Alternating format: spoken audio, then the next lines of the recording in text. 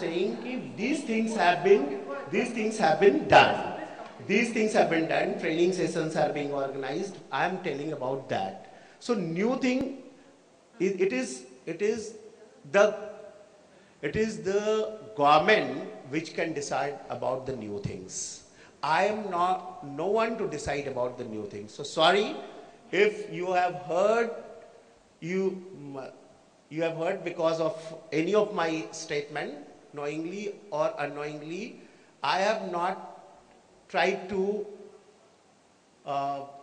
cover up anything. I just have this information right now with me, and I'm talking to you. I have not been sent officially by Police Commissioner of Mumbai. She has invited me because of my old acquaintance with her. So I came here and I'm talking to you. If you want to ask anything from me regarding South region of Mumbai, I will speak about that and not regarding anything else. I'm sorry. Thank you. I'd like to thank Mr. Prakash.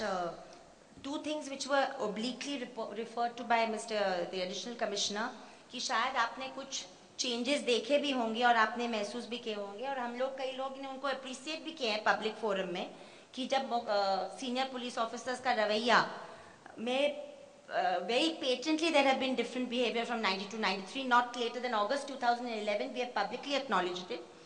The issue here is, sir, two things. One is when the Prakash Singh filed this case in the Supreme Court for police reforms, and it's a very important issue you raised. Two governments that have been most adamant not to implement the Supreme Court directives are the neighboring states of Maharashtra and Gujarat. The two worst states that have actually said we don't want and in fact, senior police officer Mr. Prakash Singh has petitioned the Supreme Court. Other officers like Mr. Ribeiro, Mr. Sani have been saying that but for police reform, we will not be able to change the political control of the police.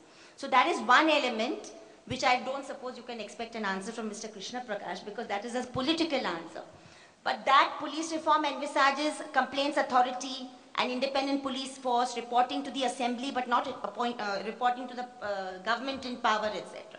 But sir जो दूसरा मुद्दा था बायस का, और या उसके बारे में मुझे सवाल भी एक आ चुका है जो मैं बाद में लूँगी, but that is a very important because it's a question of attitudes. अगर एक चीज़ 80s और 90s से बाहर आई है, which was कि because the police is the visible arm of the government, there was sections of the police were seen to reflect a communal bias. We are not saying all the police was that, but a section had a visible communal bias which was manifest.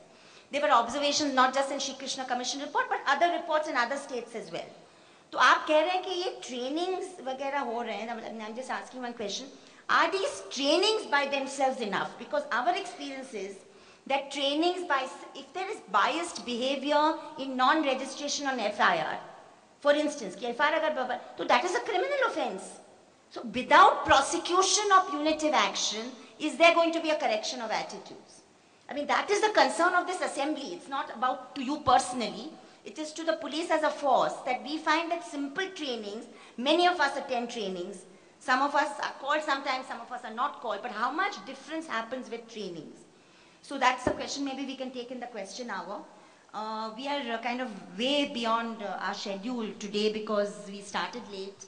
So I was given a chance to speak about the lessons from Gujarat, which I will try and do very quickly. I'll just cut short my thing in about 5 or 7 minutes because we won't delay the beginning of the public meeting, and we must take at least 20 minutes of questions on this panel, which we will do.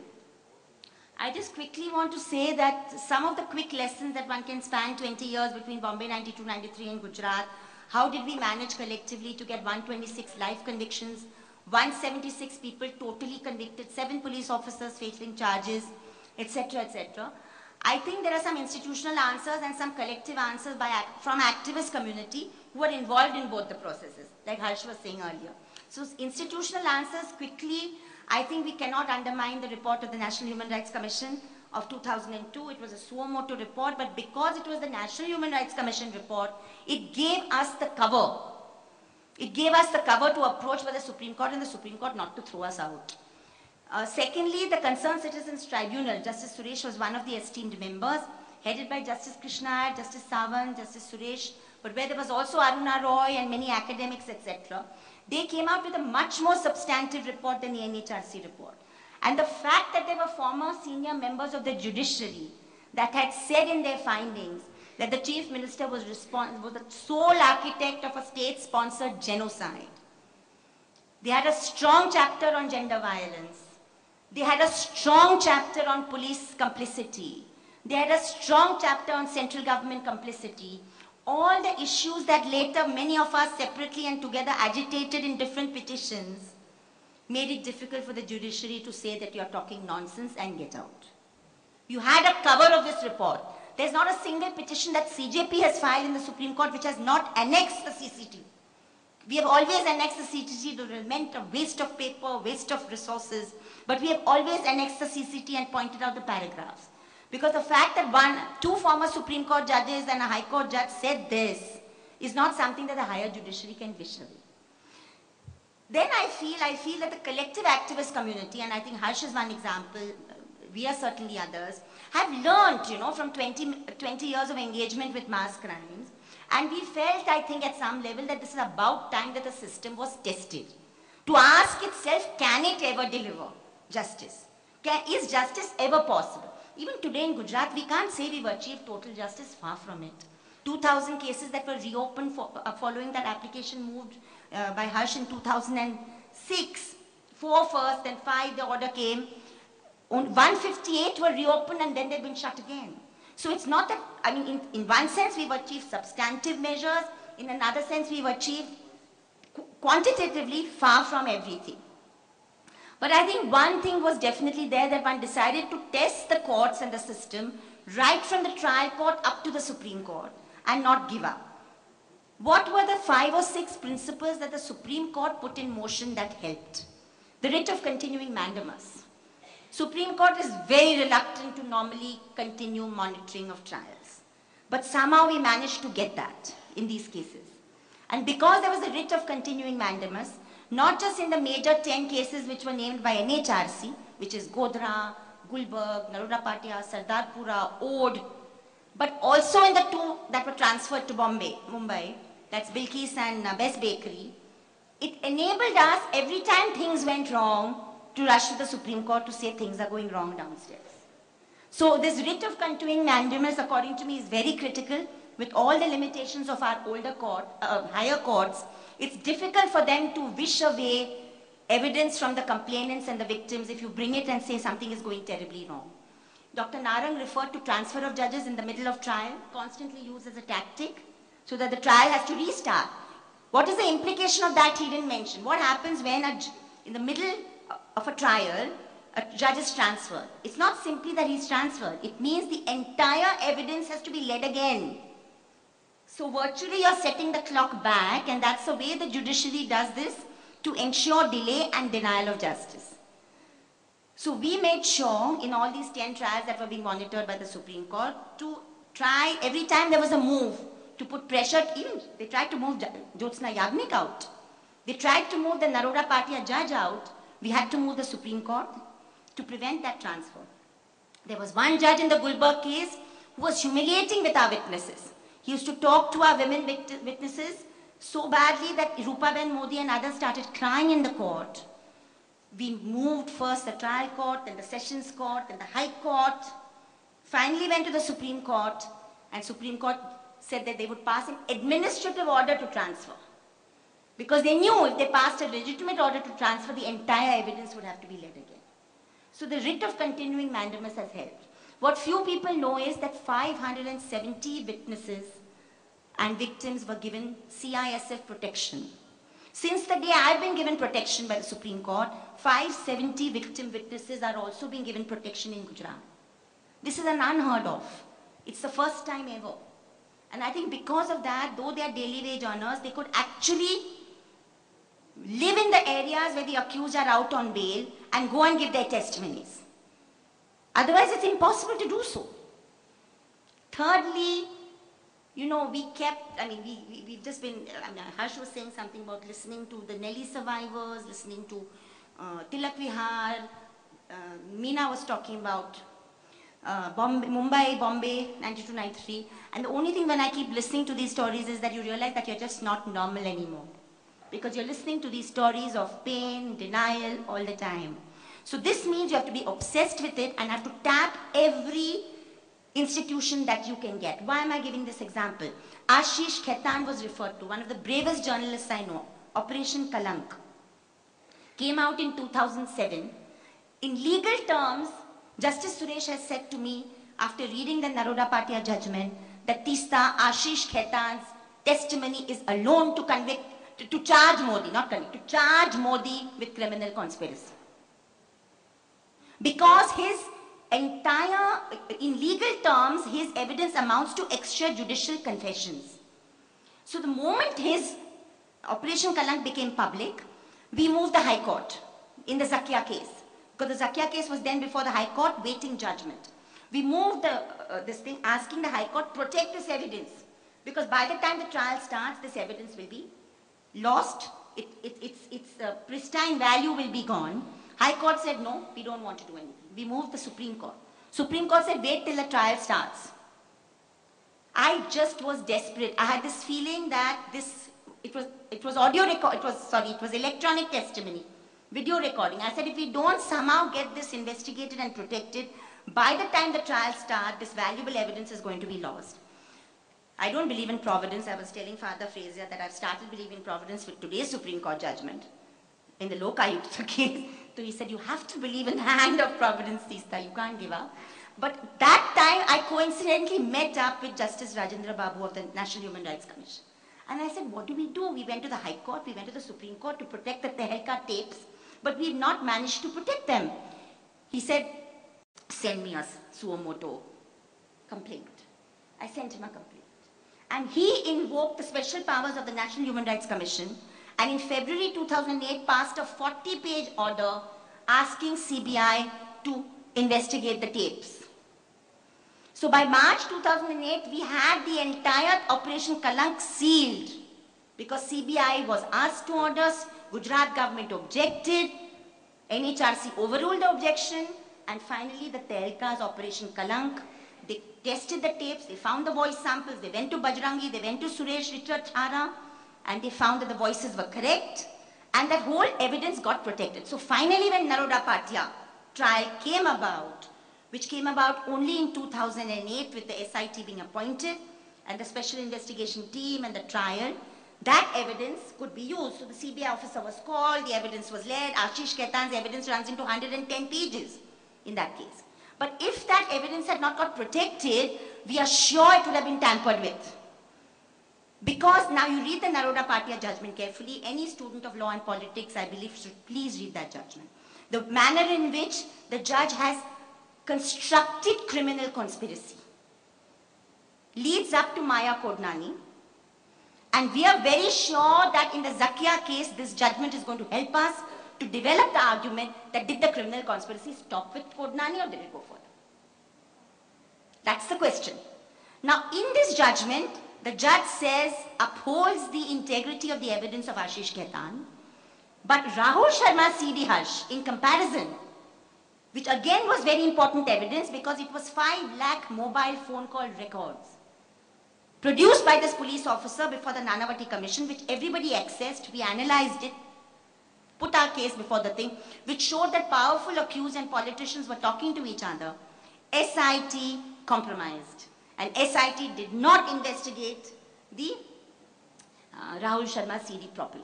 So if we had waited for the SIT to do so I'm just saying it was a way that you use multiple forums. Sometimes you strike gold, sometimes you don't. Thirdly, I'm saying it's the first time in Gujarat that the narrative of gender violence has returned during trial in 2 cases, Naroda Patia case and the Gulberg case. And Naroda Patia case, there's a huge chapter that the judge has devoted to the whole issue of gender violence.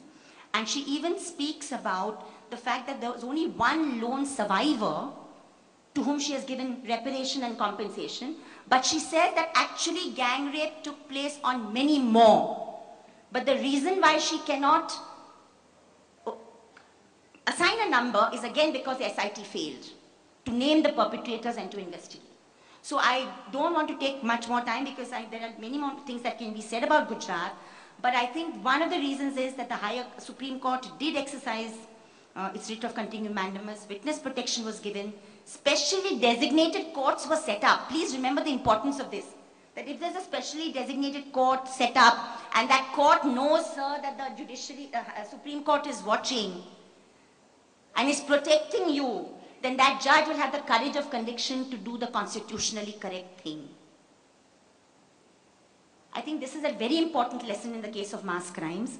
You cannot just, because otherwise the lower judiciary is subject to a lot of influences from the government and the executive, transfers, many other things. And therefore, and though, and I'm the first to criticize, last night I sent this horrible message to all the electronic anchors, all my so-called friends who are the anchors in electronic channels, that with all this debate of gender violence, how come how come none of you have the guts to do a face-off between Modi and Suresh Chhara? Because Suresh Chhara says in that testimony that Modi came and garlanded us for committing rapes on young girls. He says it on camera, it's on the internet, it's on YouTube. So this means there was a kind of exoneration of crimes against women. I said this whole debate about rape, why are you not able to assign this crime to Modi? So I think, though we curse the media, I think the electronic media and internet also has played a positive role. Because to keep the memory alive, to keep the incident alive, an effort like Operation Kalank itself is a positive use of the electronic media.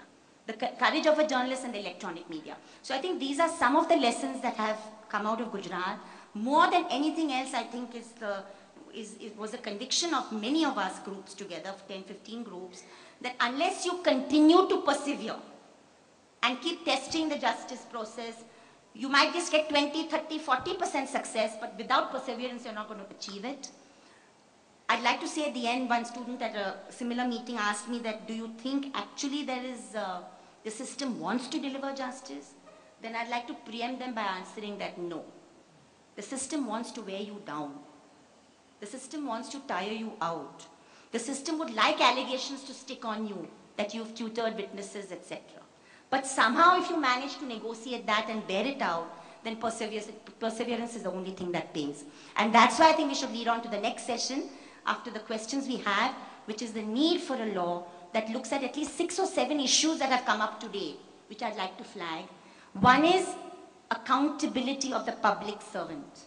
That Harsh flagged right in the beginning. That why do we want this new anti-communal and targeted violence law is so that officers like Harsh Mandar, Rahul Sharma, etc. are not the exception, but the rest become the rule. That there is a compulsion that you have to act according to the parameters of the law and the constitution, one. Secondly, that it lists a series of crimes, mass crimes, targeted crimes, well defined, which are not defined under the IPC. 3, that it builds up the concept of chain of command responsibility. Justice Suresh will talk about it much better. And fourth, whether it is a Tilak Vihar survivor or whether it is Tahir's family, what about rehabilitation? How do we look at reparation? Is it just about a cash dole or is it about rebuilding lives?